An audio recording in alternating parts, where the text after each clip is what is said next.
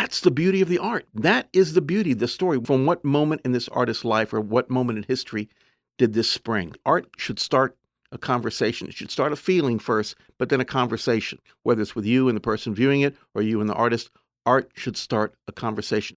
This is a podcast called The Many Faces of StellaNova, a podcast for the StellaNova Foundation. Here's your host, Scott Arthur.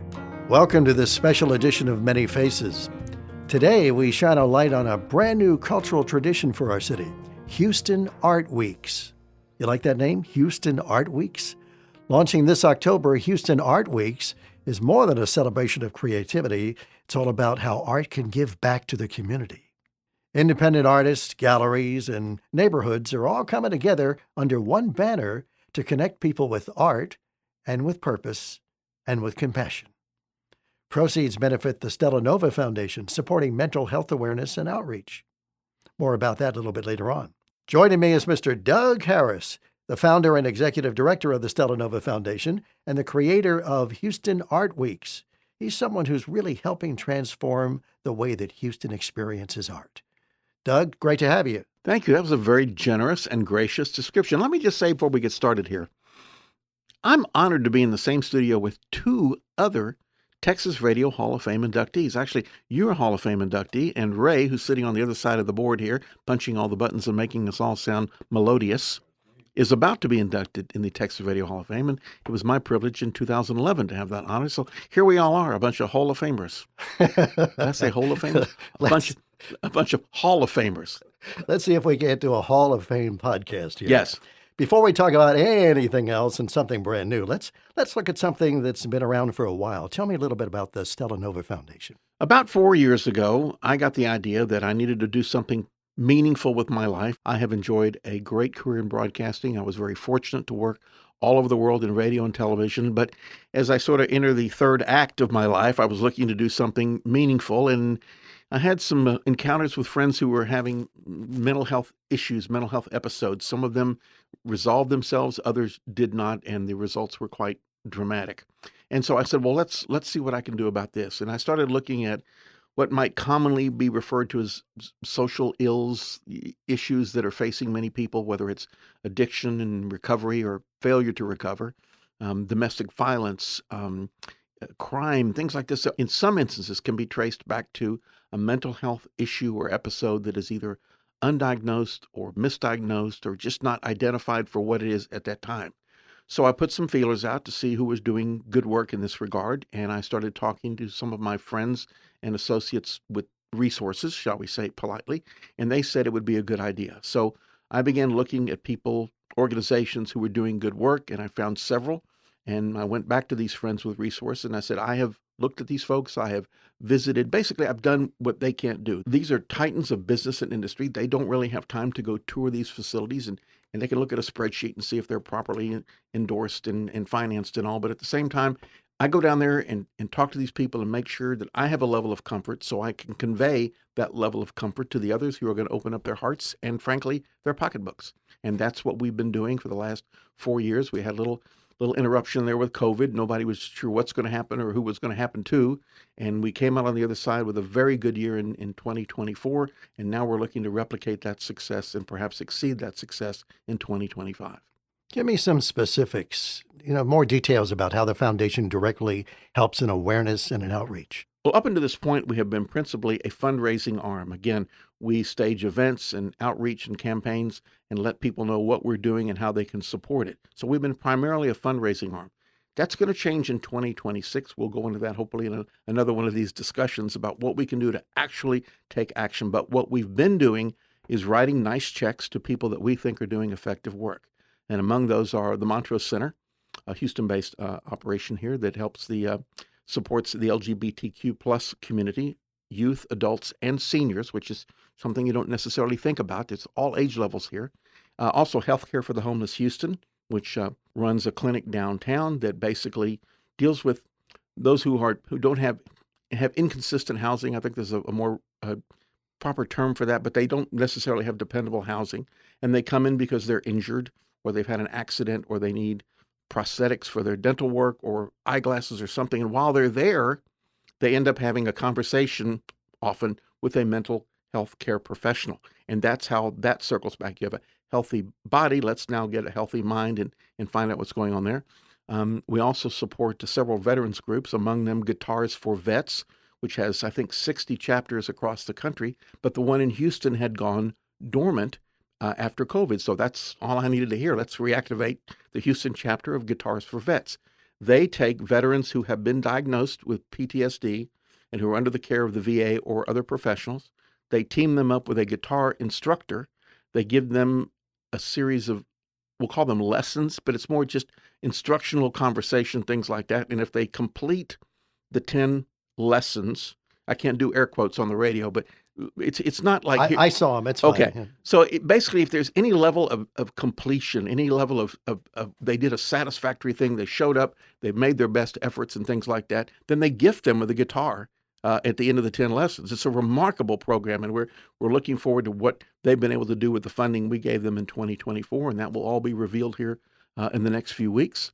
We support the Purple Heart Project, which is basically the same concept, but with woodworking. So the veterans go to basically it's a camp of sorts in Canada, oddly enough. From all over the country, they go there, and for 7 days they work and learn how to make wood products with hand tools. And then at the end of this, they're gifted a set of tools so they can go back and start. And then some months later, they have a group called the Bench Brigade, volunteers, who builds them a workbench and it delivers it somehow, either ships it or hand delivers it. So they have everything they need when the darkness comes, to find a bit of relief, to find to escape. And very pleased with our involvement there. We also support a service dogs program. So there's been enough money to go around. So far, we're looking for new opportunities and trying to make our gifts even bigger than they've been in the previous years. Speaking of new opportunities, you've come up with, I assume you have come up with this, and it is amazing, and we're going to hear a lot about it. Houston Art Weeks. What is that? I'm told that the 4 most dangerous words to ever come out of my mouth are, I have an idea.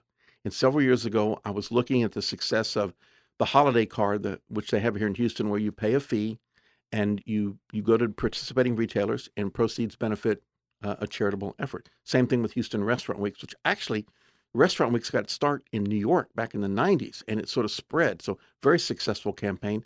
But the principle is the same.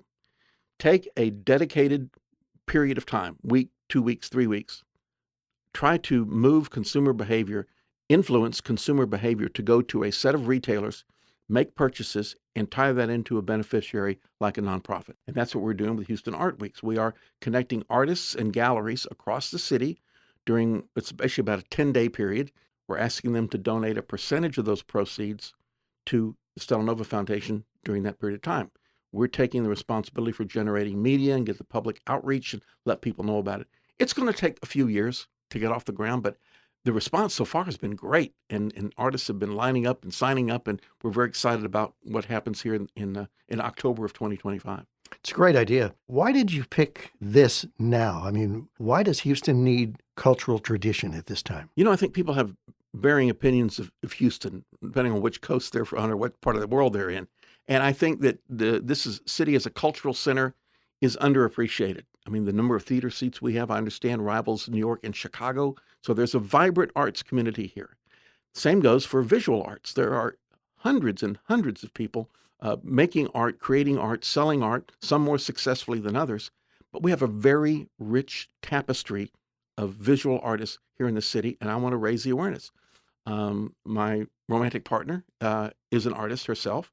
I'd like to think we all are on some level, or I have no real talent to draw or paint, but I have an appreciation for art, and we're both avid collectors, and that just, it occurred to me this might be a way to tie this all together because, well, I think people underappreciate what we have here in Houston. People concentrate on the heat, and they say, oh, it's down south. What is there any culture there? And they forget about the Houston Grand Opera and the Houston Ballet, which are world-class.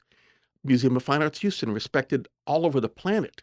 And they forget about this being a cultural center. And I think one of the ways to get people to come to Houston and relocate here and bring the brain trust here to South Texas is to make sure that the style of living, their lifestyle, has offerings and diversions and things they can get connected with. And art and music are 2 big ones. And with the art community, we have so many hundreds and hundreds and hundreds of artists who are making work, selling work. Some of them are more active than others, but we need to find an appreciation for this community and get them connected. As far as my personal connection to art, I have no talent, but my romantic partner is an artist herself, and I see her work and I see the therapeutic effect it has on her. And I think that using art and music, or art or music, as therapeutic efforts, they have a healing power. Somebody maybe half listening or hearing the words art festival, and that's not what this is. It's so much more. Well, it's not really a festival as much as it's a collection of events happening simultaneously in different parts of the city. We sort of kick it off with the BioCity Arts Festival, which is well established, and that's the sort of the first weekend of what we're doing. The second Saturday celebration over at Sawyer Yards, which is in the Washington Avenue Arts District, is an open house they have every month where the artists and their gallery owners, they just open their doors and people walk and meet and purchase art or just look at art. And when I tell my friends on the East and West Coast about this, hey, we saw you at that art show over the weekend. What was that all about? I said, well, it's free. They don't even charge you to park. We will be promoting an existing event. We're just drawing attention to it. If you don't know about Sawyer Yards or Winter Street or Spring Street or Summer Street, any of those street activities over there, let's get them all over there. And it doesn't even cost you to park. You just walk in, you look around, you meet people, you meet the artists themselves. And there's a special connection there about owning a piece of art from whom you had actually had a personal encounter with the artist. Hear what's going on in their world. That's true. You can look at a piece of art and maybe not even talk about the artist, but if the artist is there and they're describing what they did, what they see, what they felt, you have a story along with a picture. And I think this entire concept is putting the artist, putting the neighborhoods, putting the consumer all together, and just making a great little salad of, I would say, kumbaya. Letting the magic happen. Yeah. We need to demystify the process of encountering art and buying art. I don't think people realize when anyone comes to Houston for the first time and lives here, moves here, I tell them, go buy a membership to the Museum of Fine Arts Houston. They will spend more money on postage, sending you invitations to all these wonderful things they do, than you actually donate. There are so many opportunities to encounter artists in their studios and galleries with their work. You get to know the artist. I want to demystify the process of acquiring art, learning about art. There's no really wrong art to buy. And people say, oh, that's a good investment. Yeah, but that's not where you should buy art. You buy art because it speaks to you. You buy art because it's going to hang in your study or your living room and your guests are going to see it and they say, oh, that's interesting. Is that new? Why, yes, it is. I got it last weekend at this show and I met the artist and he told me about how he uses this, that, and the other thing to get that effect. Can you see that little wrinkle right there? It's a great conversation starter. I think good art, it's impossible to remain neutral in the presence of good art. It's impossible to remain neutral in the presence of bad art. It's just how does it hit you? How does it move you? How does it make you feel? And Houston Art Weeks gives everybody an opportunity to get together with the artist. And you've created a number of, situations where they can come and talk to a number of different artists and buy something, learn something. Tell me about that. So here's the cadence of the 10-day period, the 10th through the 19th. It kicks off the same weekend as the BioCity Arts Festival. Now, not all the artists involved there will be making contributions to the StellaNova Foundation. Doesn't matter. We want you to go there, meet the artists, see their work, talk to them, and hopefully take a piece home. That next day, Saturday, the 11th of October, is Second Saturday, which I mentioned earlier, at the Sawyer Yards complex. You go in, you meet the artists, you see their work, you learn about them. Perhaps you pick up a piece and take it home. And then the last weekend, which is October the 18th, we have a pop-up exhibition over at the Montrose Center and their event space on the second floor. So some of the artists that we're connecting with Houston Art Weeks are not able to donate a percentage because they don't keep a lot of inventory. So instead, they've opted to donate a piece to the foundation, which we'll offer for sale at this pop-up show. So there are many, many opportunities. We're trying to, I used to tell my clients in marketing, find a good parade and get in front of it. And Houston, the BioCity Arts Festival is a great parade. The second Saturday is a great parade. The only one we are really creating on our own is Saturday the 18th at the Montrose Center. So we're throwing things out there. If we become more aware of other shows, we will help promote those as well. Several of the gallerists who were involved in Houston Art Weeks are having their own shows. We'll drive traffic there. what we're asking the citizens of Houston to do, even if you're just art curious, is get out and let the art scene hit you in the face. Get out there and see what's out there. It's just remarkable work. There are people working in watercolor and chalk and pastels and pen and ink. There are people making two-dimensional, three-dimensional, things that are kinetic, that move. There's such a great variety of choices here in the city. And I would like for people to consider giving art as a gift. Christmas is coming up, and whether you buy an antique movie poster from somebody's favorite movie, that's art, or you buy something at Houston Art Weeks, don't be afraid to give somebody a gift, a wedding gift, a Christmas gift. You think every newlywed couple likes every gift they get? I don't think so, unless it's on their registry. There's an element of risk involved, but even if it ends up in the guest bathroom, they will remember that gift that you gave them. They will remember you giving them a piece of art. There's some very affordable, accessible ways to start collecting art. I hate to come out in favor of any particular medium or the other, but black and white photography can have a very profound and dramatic effect. What's being done now with color photography with digital cameras, incredible effects you could get. And those can be purchased and expanded and framed or unframed. When you see the work that goes in, if you see an artist, if you're in their studio and you see them with a work in progress that's half done, and you say, oh, I see where you're going with that, or I'm not sure where you're going with that. Have that conversation. Get comfortable with your taste in art. And once you've done that, you will be more comfortable in giving gift as an art to others. So what about the artists that are listening? How can they get in touch with you? All the details are available at StellaNova-Foundation.org. StellaNova-Foundation.org. It's long, but it gets the message out there. And there's a Houston Art Weeks tab, and we're accepting applications up till September 30th because that's what we want to have a deadline to pay off this in our press releases and our paid display advertising. We want them to see their name in print under the Houston Art Weeks banner, because so many of these artists, where they have to scrimp, so to speak, or even maybe avoid spending any money at all, is on marketing. They use word of mouth. They use the social media available, and social media has made great strides in helping these folks get their work out there. But we're going a little more traditional, a little bigger megaphone, if you will, to get the word out there. And I think that the benefit, of course, in being, I would like to think a rising tide lifts all boats. So if we can get people excited about artists here and seeking them out and finding out about their work, everyone will benefit. So look for the artist as well as the art.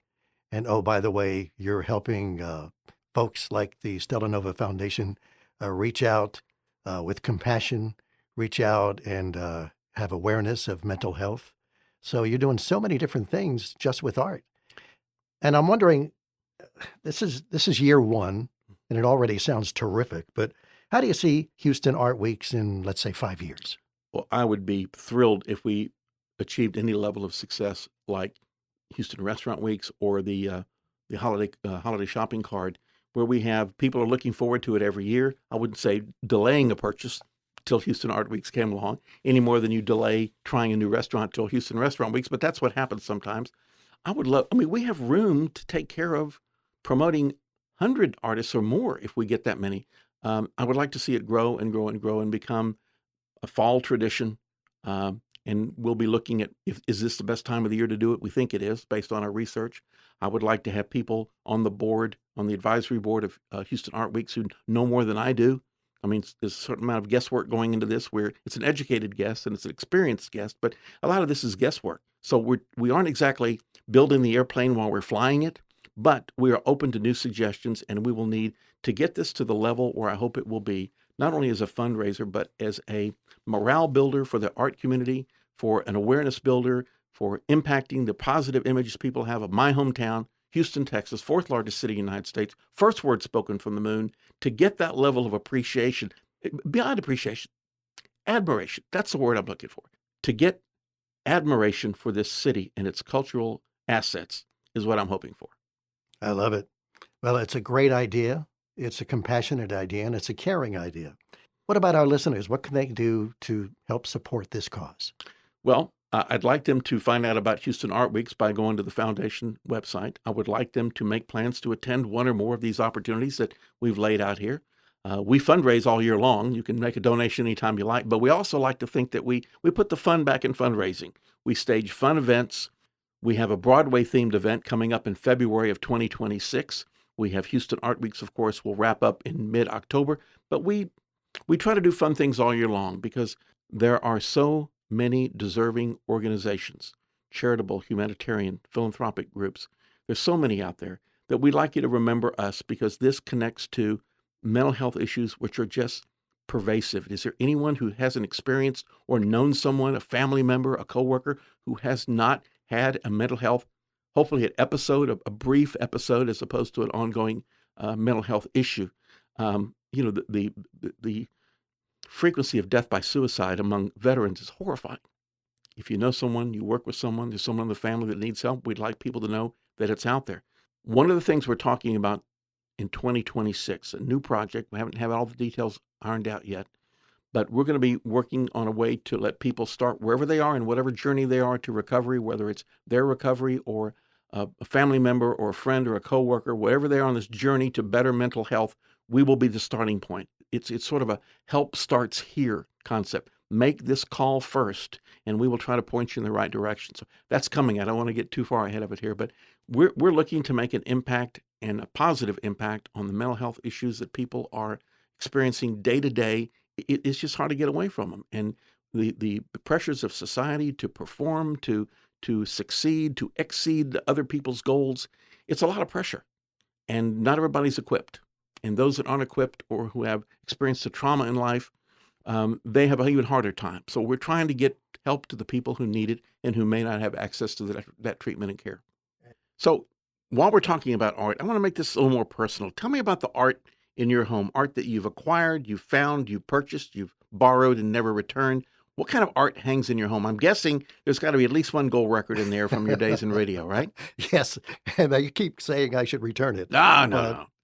You know what? I have married a wonderful woman who is half Chinese. So there is a lot of Asian art on our walls. And I would say a good 90% of it is signed. Oh, my And goodness. each one of those pieces of art that is signed has not only beauty, but a story behind it. That's the beauty of the art. That is the beauty, the story. From what moment in this artist's life or what moment in history did this spring? It's just, that's the story. Art should start a conversation. It should start a feeling first, but then a conversation. Whether it's with you and the person viewing it or you and the artist, art should start a conversation. The first major purchase I made, this was in the 1980s. I was having lunch in a restaurant with my interior designer at the time, a gentleman named Bruce Robertson, lovely cat. And he says, I'm here with you today for a reason. I want you to turn around and look at that piece of art on the wall and see how it moves you. And it was a lithograph by a local artist named Dan Allison. And it was beautifully framed and ready to go. And he says, you should buy that and put that in the home that we're tricking out for you. And I looked at it and it spoke to me. I have a 3-second rule with art. Okay. You look at it. If it grabs you in the first 3 seconds, you're a goner. You got to have it. And I did. I bought it off the wall at this restaurant on Westheimer near Lanier Middle School called the Driscoll Street Cafe. And there was this beautiful print. I bought it and had it delivered the next week. And I still have that piece. That's got to be 40-something years later. And since then, I've been collecting and buying and finding things I like and things I didn't like, I gave away or moved on or donated or something. But it's a continual education. Now you've been in my home. There's not a whole lot of blank wall space. We like to collect things and put them because they give us joy. And every time I pass a piece, I'll remember it's a little memory here and there. So it's that sort of personal journey that we've got to get everybody on. Don't be afraid of buying the wrong thing. Don't be afraid of buying art that won't appreciate in value. Don't be afraid of buying art that your friends won't like. Fear no art, but also fear no art buying process. Just get in there and get your feet wet and see what you like. Start slow if you like, and see if you can find the same joy I have and other people have. You know, it occurs to me that you and I have a background in radio, and we all have our favorite songs. Indeed. So, instead of pictures on the wall, or in addition to that, we also have, now we have digital, but we had records before that. Yep. And we have favorites, and we play them over and over and over because they tell a story that make us feel good. And then if the actual person who created this song is appearing anywhere, you're going to pay a bunch of money to go and see it in person. and maybe even talk to this person and say, tell me, how did you write that lyric? What are you going to do there? You're doing the same thing with art. That would be a very gracious and generous description, but yeah, I like it. Let's go with that. Absolutely. Now, interesting thing about the lyric thing that you just mentioned, a local artist named Trey Slaughter was taking song lyrics and writing them out by hand on wood blocks. And then for the buyer, whoever bought it, he would incorporate their name in it. So I had a friend who bought one of Tom Petty's lyrics, American Girl. And so he wrote out a couple of verses on this wood block, and then he put, she was an American girl. She put, Jody, an American girl. So it became even more personal. So people would look at it and go, wait, and that prompts the story. There's the tale behind it, the explanation. So it's so much fun. Fun is underrated. Fun is underappreciated. People think, well, is it fun? They think that's shallow. No, fun is joy. It's an emotional lift. Who doesn't like to have fun? If we could all have fun like third graders have fun, go back to being children again and experiencing things for the first time and finding the joy and the laughter of getting licked in the face by a dog, or finding your Halloween costume. Those kind of simple pleasures. What are the adult equivalents of that? Let's go find that joy. And a lot of that for me is art and music. I think that Houston Art Weeks is what you have put together is like a big playground. You know, everybody's going to go, everybody's going to be together. They're there for a reason. I love that. And you're opening up the gate and saying, come on. And that's the beauty of radio or spoken word on the radio. You can create a picture, and you just gave us a heck of a picture of a playground filled with artists and art lovers and art enthusiasts and art curious people all out there discovering. Let's go ride that ride. I'm going to look at this painting, look at this painting. Yes, playground. I'm going to steal that. I like that a lot. You may have it. And also, people out there are listening and they want to know more. How do we get involved? Well, the first start should go to StellaNova-Foundation.org. Achieve a level of comfort of what we're doing. There's a mailing list you can get on. You can look at our events. You can look at our past events to see what you missed. But more importantly, you look at the events that are coming up, one of which, of course, is Houston Art Weeks. I've mentioned our Salute to Broadway, which happens in February of 2026. Yes, we do plan ahead. And just get involved on any level you can. You know, you've been in the fundraising business a lot, and you know that a $5 donation that comes in every month like clockwork is a very valuable commodity, and it's manageable for more people than a $500 contribution or $5,000 contribution. We'll take all of those. And whatever you want to do to get involved, to support what we're doing, I think you'll find that what we're doing has a meaningful impact because we are trusting our money to other people. We're trusting it to the Montrose Center, to Healthcare for the Homeless Houston, to Guitars for Vets, and the Purple Heart Project, and HEPA Service Dogs for Warriors, and all these other wonderful institutions out there. They're really doing the hard work. They're doing the heavy lifting. We're just out getting the word out and rallying the troops, so to speak. Well, folks, I hope you'll join us in October for the very first Houston Art Weeks. Come experience the art, meet the artists, be in the playground, and be part of the tradition that gives back in powerful ways. Till next time, this is Scott Arthur. Take care of yourself and each other. The StellaNova Foundation is a Houston-based 501c3 organization whose mission is to provide resources to those experiencing mental health issues who may not have access to treatment or care. Find out more at StellaNovaFoundation.org. The Many Faces of StellaNova is a podcast for the StellaNova Foundation, and it's available